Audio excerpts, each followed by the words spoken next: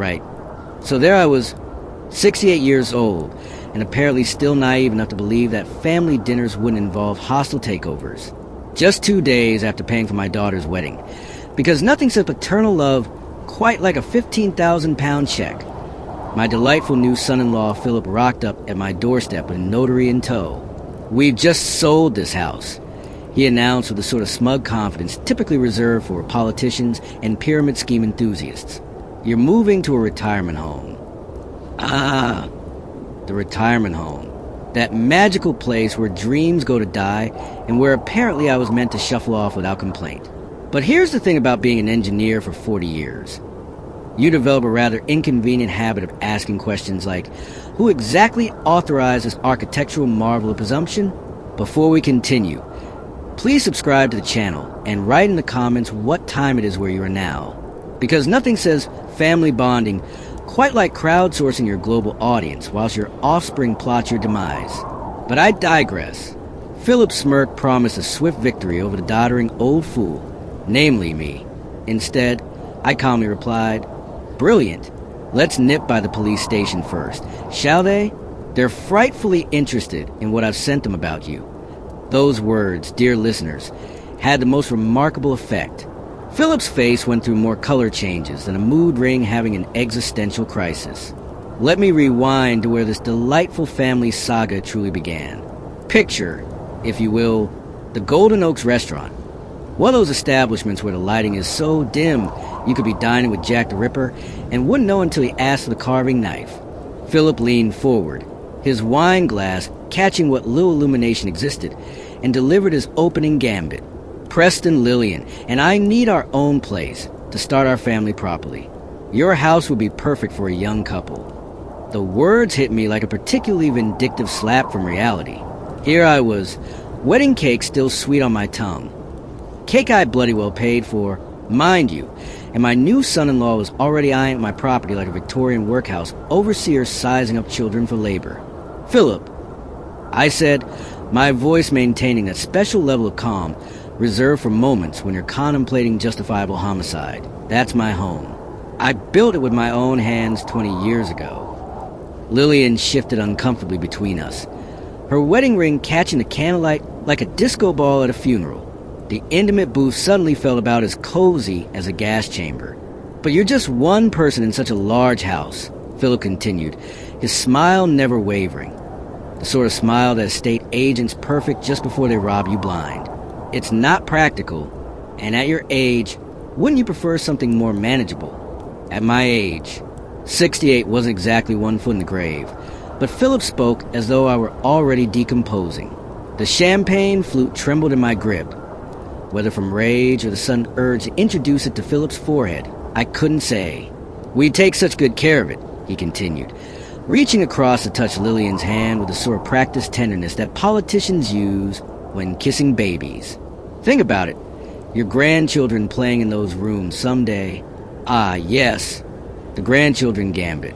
Because nothing manipulates quite like hypothetical offspring who might one day grace the rooms of my stolen home. "Dad, Philip, please don't fight," Lillian pleaded. "It's supposed to be a happy day." Happy? I'd just written a 15,000-pound check for their wedding reception. The flowers from the ceremony sat wilted in the center of our table, petals browning round the edges like my faith in human decency. "Philip," I straightened, summoning every ounce of dignity one can muster, whilst being financially mugged by family. At my age, I'm still sharp enough to make decisions about my own property. You can stay for a few days whilst you find your own place. His confident expression flickered like a dodgy Wi-Fi connection. Just for a moment, something positively Arctic passed behind his eyes before the charming mask snapped back into place. "Of course, Preston. I understand completely," he said, though his tone had developed the sort of edge typically associated with disappointed serial killers. "It's just that rental prices these days, and with Lillian's teaching salary." "We'll manage, darling." Lillian squeezed his hand, but I caught the worry in her voice. Money had always been tight for her, a situation Philip was clearly keen to remedy via the time-honored tradition of inheritance theft. Philip's jaw tightened with all the subtlety of a constipated rhinoceros. I was rather hoping we could discuss this as family. After all, what's the point of clinging to such a valuable asset when it could benefit all of us? Valuable asset. Not my home. Not the place where I'd carried my wife over the threshold. Where Lillian had taken her first steps. Where Margaret had spent her final days. An asset. The background jazz felt positively mocking now. Like elevator music playing whilst your life falls apart in real time. The answer is no. I said, each word delivered with the precision of a military execution. Find your own place. Philip leaned back, his smile turning more brittle than my nan's hip replacement. Well, we can certainly discuss it more when emotions aren't running quite so high. Emotions? As if wanting to keep my own bloody house was somehow hysterical. Lillian's face crumpled like discarded wrapping paper, and I felt that familiar stab of guilt that only daughters can inflict with surgical precision. I stood, my napkin falling to the floor with the drama of a dropped gauntlet. 2 20-pound notes hit the table with more force than strictly necessary. Take care of the bill. I managed. I need some air. Philip's voice followed me like a particularly persistent creditor. We'll talk about this later, Preston, when you had time to think it through properly. Outside, March air bit my face with the enthusiasm of an unpaid debt collector. The drive home passed in silence. Lillian's worried glances burning through the rearview mirror like laser surgery on my conscience. Back home, I loosened my tie, which felt rather like a silk noose at this point, and poured 3 fingers of whiskey. The study welcomed me with familiar shadows. Leather chair worn to my exact shape. Bookshelves holding 40 years of collected wisdom, and Margaret's photos smiling from the desk corner like she was in on some cosmic joke I hadn't figured out yet. 15,000 pounds. I'd written that check without hesitation, watching Lillian's face light up as she described her dream wedding. The Golden Oaks reception hall, the string quartet, the elaborate floral arrangements that cost more than some people's annual salaries. Also, my daughter could have her perfect day. Now her husband wanted the house too, because apparently paying for someone's wedding automatically includes complimentary property transfer. I pulled out my phone, scrolling through wedding photos from 2 days prior. Philip cutting cake, his hand over Lillian's on a knife like some sort of Victorian ownership ritual. Philip dancing with my daughter, spinning her until she laughed. Philip shaking my hand, calling me Dad for the first time. Had he been planning this even then? Was I shaking hands with my future burglar, whilst the photographer captured the moment for posterity? The whiskey burned, but not quite as much as a memory of Philip's smile when I refused. Like he'd expected resistance, like this was all part of an elaborate game where I was the unwitting pawn. I pulled out the leather journal Margaret had given me when I retired. For all those ideas rattling around in your head, she'd said, clearly not anticipating that those ideas would one day include how to prevent son-in-law from committing legal theft. March 2025, I wrote carefully. Philip Green made demand for a house ownership during wedding celebration dinner. Claims practical concerns. Mentions my age repeatedly. Lillian uncomfortable but supportive of husband. What sort of man does that? 2 days after a wedding I bloody well paid for, he wants my home. Not asking to buy it. Not suggesting we sell and split proceeds. Wants it handed over like I'm some dithering old fool ready for the knacker's yard. I walked to the window, where the street looked deceptively peaceful. Porch lights glowing. Televisions flickering behind curtains like electronic hearts. Normal families living normal lives. Presumably not dealing with sons-in-law who discussed valuable assets over wedding cake. Back at the desk, I opened my laptop. Bank statements, property records, insurance documents. Numbers representing a lifetime of careful planning spread across the screen like evidence of my own success. The house was worth $400,000, possibly more in today's balmy market. My pension and savings would last another 20 years. Maybe 30 if I was sensible about it. Philip knew all this somehow. His questions during the engagement hadn't seemed invasive at the time. Just a future son-in-law showing polite interest in family matters. Now they felt like reconnaissance missions conducted by a particularly charming burglar. What's your property tax situation like, Preston? This neighborhood must have brilliant appreciation rates. Have you considered what you'll do with all this space eventually?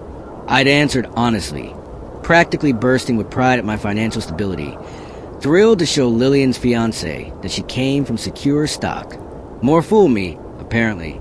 Margaret's photo caught the lamplight, her eyes seeming to watch as I worked. What would she say about this situation?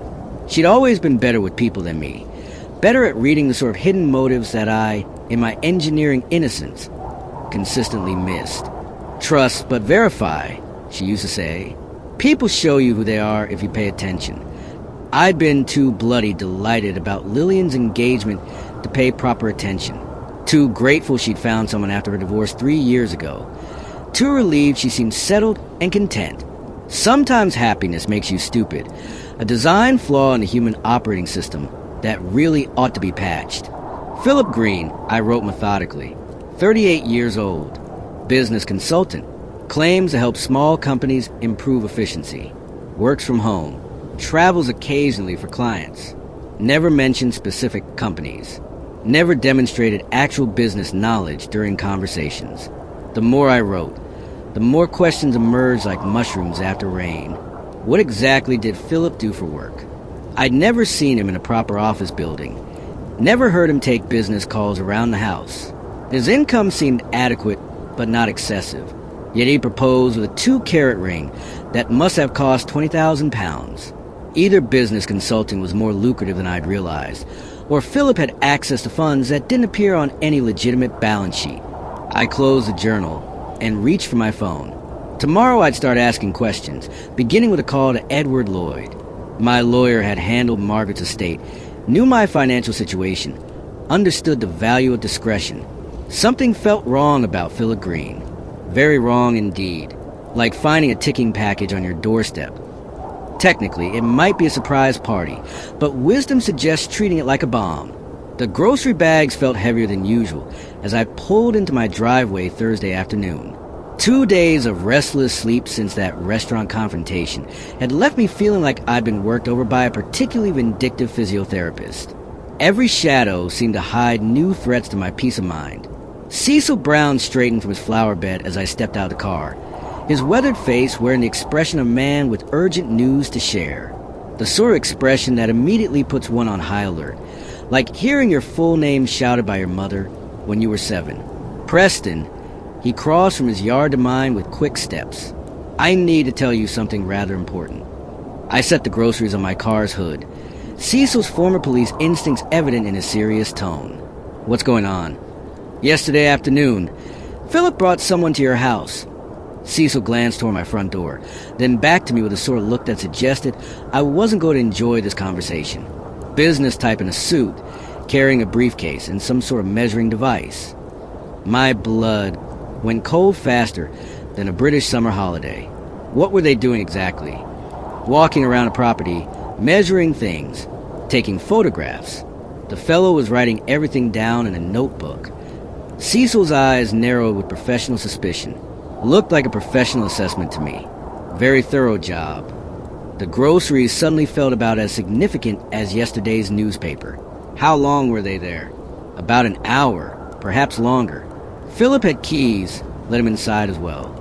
Cecil's expression showed he understood the implications with crystal clarity. Chap spent considerable time in your back garden, measured the fence line, took pictures of the foundation. My hands clenched into fists. This wasn't casual curiosity. This was systematic evaluation. I figured you knew about it, Cecil continued. Otherwise, I called sooner. Thank you, Cecil. This is very important information indeed. I grabbed the grocery bags with hands that shook like autumn leaves and headed inside. The bags hit the kitchen counter with unnecessary force as I went straight to my study. The computer took an absolute age to boot up, each second stretching like a particularly tedious eternity, whilst my mind raced through possibilities. If Philip had used my computer, there would be traces. Digital breadcrumbs left by someone too arrogant to cover his tracks properly. The browser history loaded, and my worst fears materialized on the screen, like a particularly nasty rash. Wednesday afternoon, whilst I'd been at the hardware store buying screws I probably didn't need, someone had conducted extensive research. Property appraisers, Chicago suburbs, real estate evaluation services, quick house sale companies, Cash buyers' residential properties. Each search term hit like a physical blow. I scrolled down, finding more gems. Legal requirements property transfer Illinois. Power of attorney real estate transactions. Elderly homeowner assistance programs. My hands trembled as I clicked through the visited websites. Professional appraisal services. Companies promising quick sales for cash. Legal firms specializing in property transfers for senior citizens. It was like finding a shopping list for grand larceny. Philip hadn't just brought an appraiser to my house. He'd researched the entire bloody process of taking it from me. This was a spontaneous request made over dinner wine. This was a calculated plan, probably months in the making. I thought about the engagement period. Philip's careful questions about my finances, his interest in my daily routines. Had he been evaluating me like a particularly promising burglary target from the very beginning? My phone buzzed. Text message from Lillian. Dad, are you feeling better? Philip says you seemed upset at dinner. Maybe we can all talk tonight. Talk. Philip wanted to talk again. Proudly present his reasonable proposal backed by professional appraisals and legal research. The sort of talk that ends with you signing papers you don't understand whilst being assured it's all for your own good. I stared at the screen, evidence clear as daylight. With trembling fingers, I reached for my phone and dialed Edward Lloyd's number. This was bigger than just wanting my house. This was systematic fraud, and I needed professional help immediately. Edward Lloyd's office. This is Sandra. My hands shook as I gripped the phone. Sandra, it's Preston Weaver. I need to speak with Edward immediately. It's urgent. He's with a client, Mr. Weaver. Can I have him call you back? Tell him it's about fraud. Real estate fraud. The words felt foreign in my mouth, like speaking a language I'd never learned. Tell him my son-in-law, Philip Green, is trying to steal my house. A pause that seemed to last approximately 3 geological ages. I'll get him right away, sir. The wait stretched endlessly. I paced my study like a caged animal. The browser history still glowing on the computer screen, like evidence of a crime already committed. Preston. Edward's voice carried immediate concern. Sandra mentioned something about fraud involving your son-in-law. Philip Green. I forced a name through gritted teeth. He's planning to take my house. Edward. I have proof he's been researching how to do it legally. The silence on Edward's end lasted far too long. The sort of silence that suggests you're about to receive news that will fundamentally alter your understanding of reality. Philip Green, you said? Yes. He married my daughter 2 days ago, and now he's... Preston, I need you to sit down. Edward's professional tone had shifted to something more urgent. Something that suggested sitting down was less a suggestion and more of a survival necessity. Give me a moment to check something in my files. I heard keyboard clicking, papers rustling, the familiar sounds of Edward's methodical approach to legal problems. But his tone suggested this wasn't routine. Preston, I have 3 active cases involving Philip Green. Each word hit like ice water being poured directly into my soul. Are you saying he's done this before? He specializes in real estate fraud targeting elderly homeowners. Edward's voice had gone completely professional, like he was reading from case files rather than destroying my faith in human nature. His pattern is remarkably consistent. Marry into families, gain trust, then use forged documents to claim property ownership. The room tilted around me like a ship in rough seas. But he just married my daughter. That's exactly his timeline, Preston. He works fast, before victims can react or seek proper legal advice. Papers rustled again. How much did you know about his background? Nothing concrete. He claimed to be a business consultant, worked from home. The admission felt pathetic. We were so delighted that Lillian found someone after her divorce. Preston, you're in immediate danger. Edward's urgency cut through my shock like a scalpel through tissue. Don't sign anything. Don't give him access to your financial documents. Don't let him handle any legal matters for you. What should I do about Lillian? She doesn't know what sort of man she married. First, we gather evidence. Then we protect your assets. Edward's tone brooked no argument. Your daughter's heart can heal, but your life savings can't be recovered if they're stolen. I stared at the computer screen, at the evidence of Philip's research. He brought a property appraiser to my house yesterday. use my computer to research the legal process. That's a standard procedure. Professional appraisal, forge transfer documents, corrupt notary to validate the signatures. Edward spoke like he was reading from a criminal's playbook. Tell me exactly what you've observed. I described everything. The restaurant demand, the appraiser visit, the browser history. Philip's questions during the engagement period. Classic pattern. Edward confirmed. Preston, I'm clearing my schedule. Can you come to my office first thing tomorrow morning? Bring every document related to your property. Deed, will, insurance policies, bank statements. Should I call the police? Not yet. We need ironclad evidence first. Edward's experience showed in every word. Philip is sophisticated. He's beaten fraud charges before by claiming the victims willingly transferred property and later developed memory problems. Memory problems. The implication stung like being slapped with a wet fish, but I understood the strategy. Paint the victim as confused and unreliable whilst presenting yourself as a helpful family member just trying to manage an unfortunate situation. One more thing, Preston. Edward's voice carried a warning that made my spine straighten. Be very careful around him until we meet. If he suspects you know his true nature, he might accelerate his timeline. I hung up and stared at my reflection in the darkened window. My son-in-law wasn't just greedy. He was a professional predator who'd chosen me as his next victim with all the care a chef uses when selecting prime beef. But I hadn't survived 40 years in engineering by backing down from problems. Tomorrow, Edward and I would begin building the case that would destroy Philip Green's criminal career.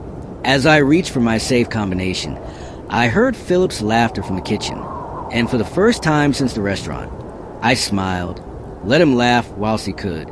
The game was far from over, and he just made a rather fatal error of underestimating a retired engineer with nothing to lose and everything to prove. The story continues through Philip's systematic fraud attempts, Preston's methodical investigation, revealing Philip's history of targeting elderly homeowners through marriage fraud, the discovery of hidden surveillance cameras, cooperation with Detective Sarah Miller, and ultimately Philip's arrest during a sting operation, where he attempts to present forged documents. The narrative maintains a sardonic tone throughout, with Preston's engineering mind and dry wit serving as weapons against Philip's criminal enterprise. The climax occurs in court where Philip receives a 12-year sentence. Justice prevails, and Preston emerges not just as a survivor, but as someone who helped expose a criminal targeting vulnerable elderly people across multiple states. The story concludes with Preston reflecting on how his methodical approach and refusal to be intimidated ultimately protected not just his own home, but saved other potential victims from Philip's systematic predation. The final courtroom scene arrives with Philip in an orange jumpsuit, a color that did absolutely nothing for his complexion, I must say, facing 12 years in federal prison. The judge's words were music to my ears. Mr. Green, you systematically targeted vulnerable elderly citizens for financial exploitation. Vulnerable? Vulnerable? I rather think Philip discovered that some of us elderly citizens bite back.